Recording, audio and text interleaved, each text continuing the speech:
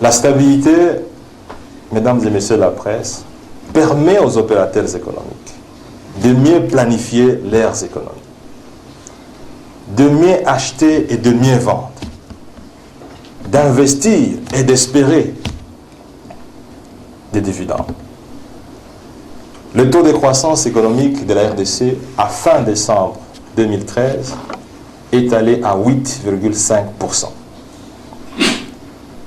Ainsi, la RDC est propulsée dans les top 3 du continent africain. Le taux de croissance de 8,5% est le tout premier depuis 1970.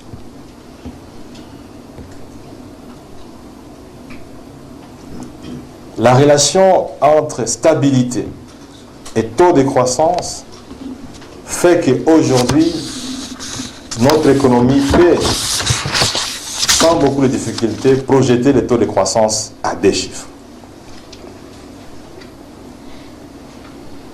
La croissance économique, mesdames et messieurs de la presse, c'est ça l'indicateur clé pour mesurer la création de richesses. Si vous devez augmenter les salaires, si vous devez faire des routes, des hôpitaux, de ceci, vous devez créer des richesses, vous devez créer des revenus. Et ces revenus doivent être distribués. Aujourd'hui, nous sommes à mesure de vous dire que la stabilité macroéconomique,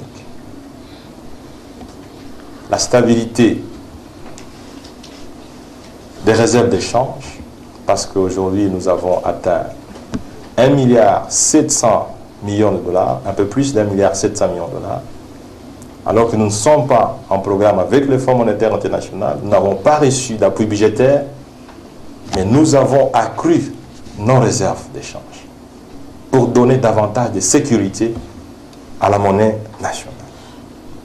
Nous devons vous dire, mesdames et messieurs de la presse, que cette stabilité macroéconomique, cette création de richesses nous a permis d'orienter les ressources vers le secteur social. Parce que le programme du chef de l'État, président de la République, est axé sur l'amélioration du social, sur l'amélioration du vécu quotidien de la population congolaise. Qu'est-ce que nous avons fait dans le social, mesdames et messieurs de la presse? Parce que c'est le plus important pour certains d'entre vous qui sont parfois moralisés par certains qui ne voient pas le vert là où il est, mais qui voient les rouges partout, il y a du jaune, il y a du vert. Le social, mesdames et messieurs de la presse. Je vous ai déjà donné l'aspect social de la stabilité du cadre macroéconomique, mais je voudrais aussi vous donner quelques exemples du social dans lesquels votre gouvernement est très engagé. Y a-t-il des domaines qui représentent le caractère social plus que l'éducation, plus que la santé? Parce que vous et moi, si nous nous trouvons aujourd'hui dans cette salle de la primature, en train d'échanger en français, c'est parce que nous avons étudié. Et souvent dans de très bonnes écoles, parce que nous tous, c'était à l'époque. Et souvent gratuitement d'ailleurs. Le social, faut-il qu'on vous l'amène dans quel type d'assiette? Si on vous amène l'éducation, celle qui vous permet demain après-demain de rentabiliser vos capacités intellectuelles. Y a-t-il plus social que l'éducation? Aujourd'hui, grâce à la vision du président de la République, grâce au programme du chef de l'État, grâce aux instructions du président Joseph Kabila Kabange, nous avons un programme de 1000 écoles que nous sommes en train de construire. Avant d'entrer dans la salle, j'ai posé la question au patron de l'enseignement primaire et secondaire. Il me disait ceci: 130 écoles ont été livrées. Moi-même, j'en ai été témoin pour quelques-unes ici à Kinshasa. aussi dans le sud du Kivu, à Djomba. Je crois qu'on était avec le vice-premier Mokoko. On a vu une école qui a été construite pendant que l'Est était occupé par la rébellion. La rébellion traquait la population, mais nous, le gouvernement, sous l'impulsion du chef d'État, nous construisions les écoles. Mesdames et messieurs de la presse, en plus des écoles qui sont construites, le ministre nous dit qu'il y a 237 qui sont en cours de finition, donc qui seront livrables d'ici. Un programme de 1000 écoles, je pense que ça, c'est du social. La santé. Le ministre de la Santé me disait tout à l'heure qu'il y a des équipements pour 135 écoles qui sont déjà là. Centres de santé. 135 centres de santé qui sont déjà disponibles, réceptionnés. Et nous sommes dans un programme de 1000 centres de santé et 300 hôpitaux dans l'ensemble de la République. La santé et l'éducation sont les piliers du social. Parce que si nous sommes là, c'est parce que nous sommes en bonne santé. Si quelqu'un avait des maux de tête, il ne viendrait pas. Si quelqu'un n'a pas étudié, il chercherait certainement un interprète pour qu'on lui dise « mais qu'est-ce qu'il dit ?» Mesdames et messieurs de la presse, nous devons être conscients de l'action sociale que le gouvernement est en train de faire sous l'impulsion du chef de l'État. Je voudrais aussi parler du secteur des transports. Je vois le ministre des Transports qui est là. Avant d'entrer ici, il me disait il y a 70 bus nouveaux, pas d'occasion, qui vont accoster à Boma bientôt. 70. Et qui vont propulser le stock actuel de bus à 300 bus. Pour votre mémoire, mesdames et messieurs de la presse, le stock le plus élevé que Sotraz ait jamais atteint, c'était 300 bus. Du temps où la Gécamine produisait 1 milliard de dollars. Aujourd'hui, votre gouvernement, sous la haute impulsion du chef de l'État, nous venons d'atteindre les 300 bus en moins de 2 ans. Le ministre me disait, il y a 200 qui vont arriver encore d'ici avril. Donc on va être à 500 bus ici en avril. Et probablement, avant la fin de l'année, à 1000 bus. Donc les 207 seront classés dans la mémoire triste de la République. Mesdames et messieurs de la presse, y a-t-il le plus social que d'assurer un transport sécurisé de l'ensemble de la population? Des logements. Vous êtes en train de voir des logements qui se réalisent ici et là, mais il y a aussi des programmes qui sont impulsés par le gouvernement. Programme de 1000 logements, notamment dans la périphérie de l'ancienne pépinière des Bandalongo.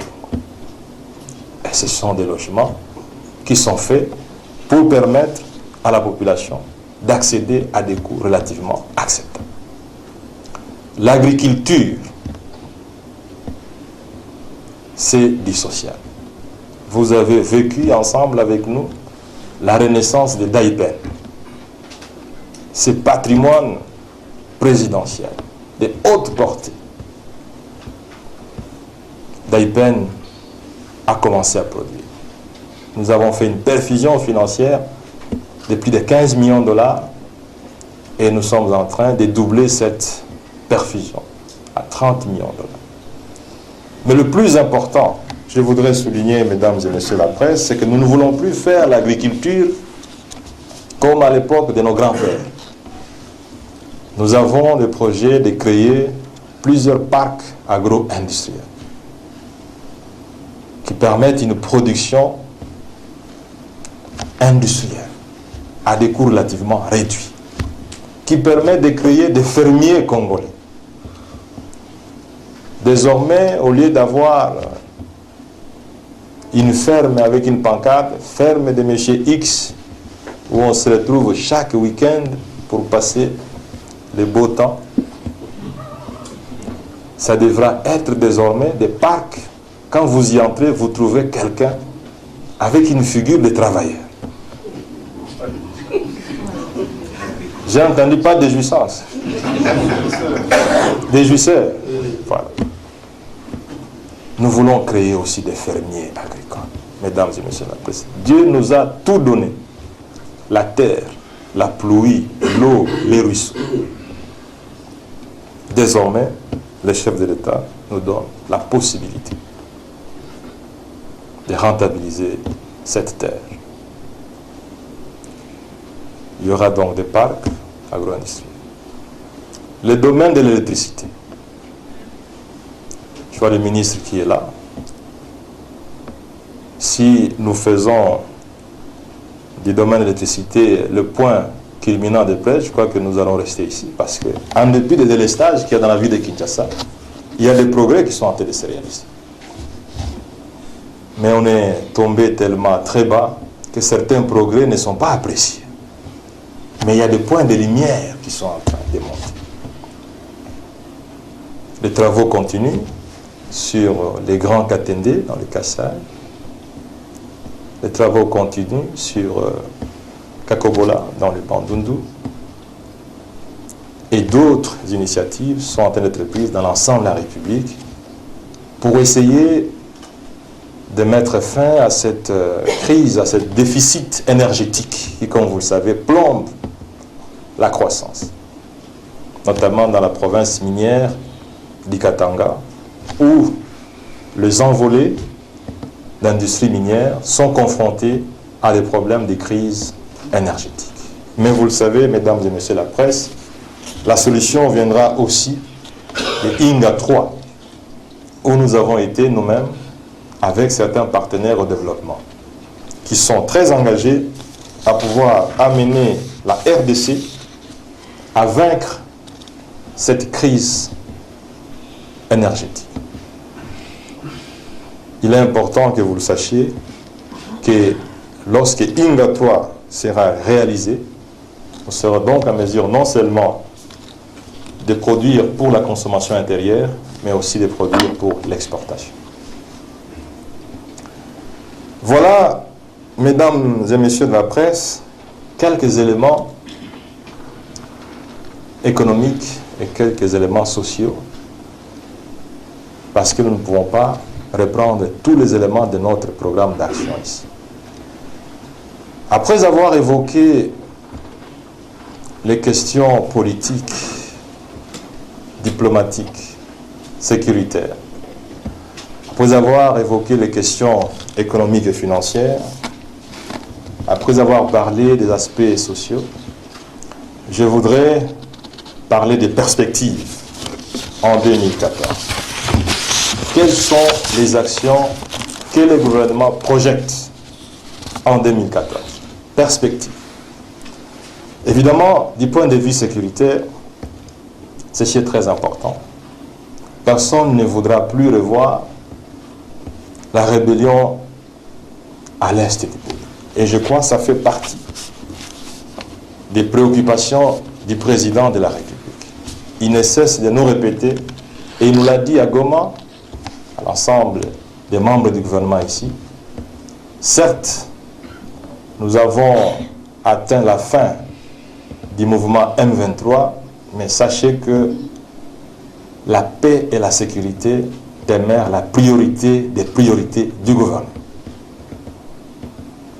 Nous devons sécuriser l'Est du pays. Et ce sont les instructions du commandant suprême. Les perspectives dans ces cadres, c'est aussi mettre fin à tous les groupes armés qui pilulent dans l'Est du pays. Et vous voyez comment les forces armées congolaises sont en train de voler de victoire en victoire en traquant les éléments de l'AFDEL-NALU. Donc ça, c'est un élément important pour pouvoir renforcer la cohésion nationale